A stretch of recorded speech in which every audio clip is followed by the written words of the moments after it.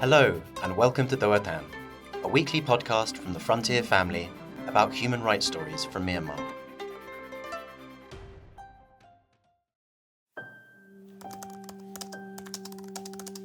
Have you ever been taunted or made to feel uncomfortable on social media or via a text?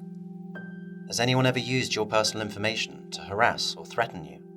This week, women leaders share with Doatan how they cope with online attacks and threats of violence. This episode is produced by Doatan journalist Lily. Ma Nintet Mu Kim is a women's rights activist who has campaigned for Rohingya rights. Since 2018, her stance has made her a target of opponents who insult and threaten her. In the case of the Rohingya issue, the people who come to insult me use terrible words I've never even heard before. They distributed my photos through extreme nationalist groups. Their attacks often involve personal information and sexual insults aimed at hurting me.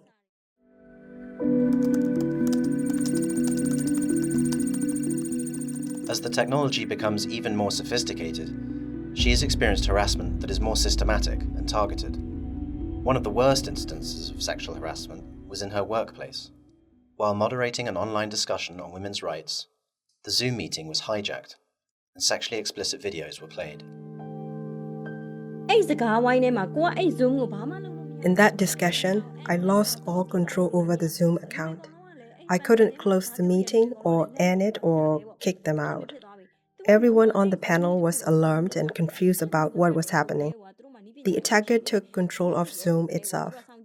The fact that they can do this means they are technically skilled. They are watching us. Attackers have begun to weaponize technology.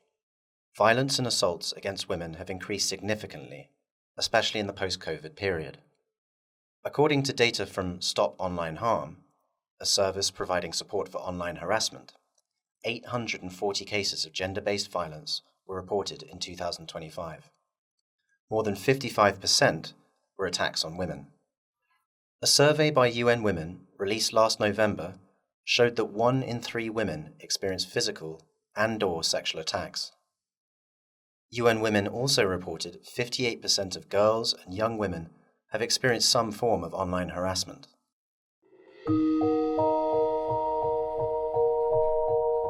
Women leaders, activists, public figures, and female journalists are more likely to experience online violence.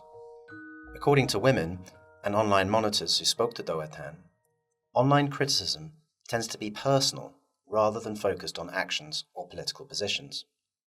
Instead, it is rooted in gender-based and sexual insults, through character assassination, and threats aimed at destroying reputations. Ma Modeze, a women's rights activist and a survivor of domestic violence, frequently faces online criticism focused on her appearance. Currently, she provides health assistance to female revolutionary comrades and women giving birth in the jungle, as well as support for survivors of sexual abuse. But when she posts about her work online or engages in discussions on women's rights, she often receives criticism completely unrelated to her activities. I like having piercings. I have spectrum piercing between my nostrils, and I love tattoos. I have many tattoos all over my body. People say, "Look at yourself. How can someone who looks like you protect other women?" Or look at the face of a person who is going to protect a good young woman with holes in the nose and tattoo, and so on. They discriminate, judging me based purely on my appearance.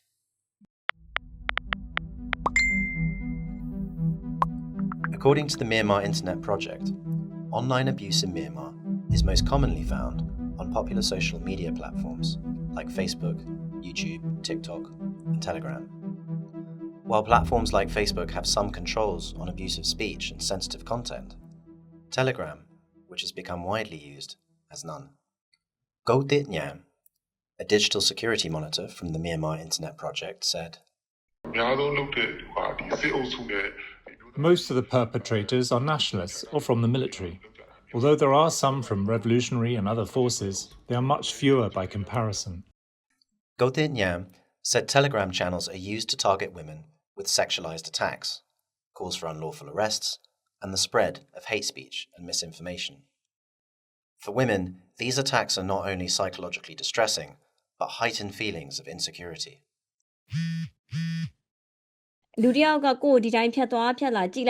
Once someone passes by and looks at me, I start wondering if they're the one who insulted me online.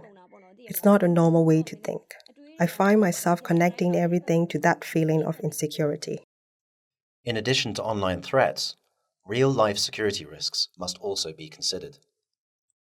Mahmoud Zay related her experience while providing field assistance in a sexual harassment case in Thailand.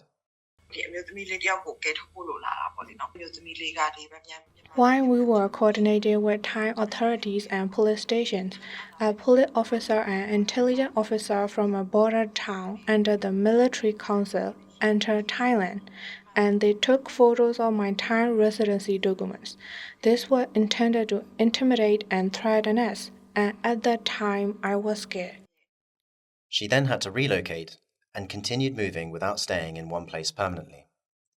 For her own security, she stopped using social media altogether and chose to stay quiet. The same situation is faced by women living in conflict zones and those who are working on human rights.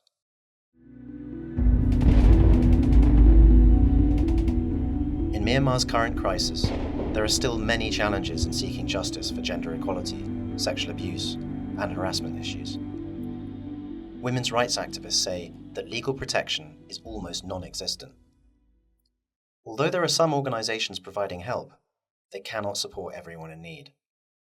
Ma Nintet Mu Kin said it is a major barrier to women's participation in politics and leadership roles. Especially when women have to take on a public role, many don't want to take that risk anymore. It's just too high. If they have to share personal information publicly, they're always worried and feel unsafe. And if they can't speak up while in a position, the role starts to feel less meaningful. In a report released in February, the Women's League of Burma called for an end to impunity for violence against women.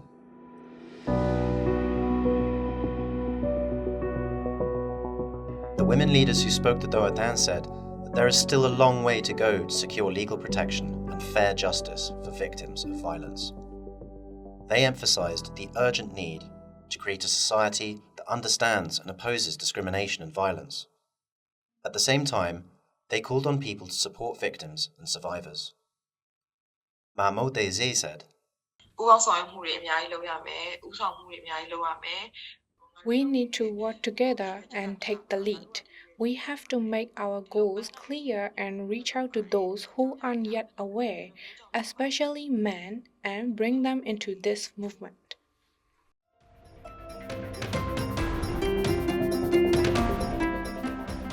Thanks for listening to this edition of Doa Tan. We welcome your feedback on social media, and please follow or subscribe to our pages. You can listen to our podcasts via the Doa Tan Facebook page. They can also be found on SoundCloud, YouTube, iTunes, Spotify, Telegram, and Instagram. Please tune in again next week.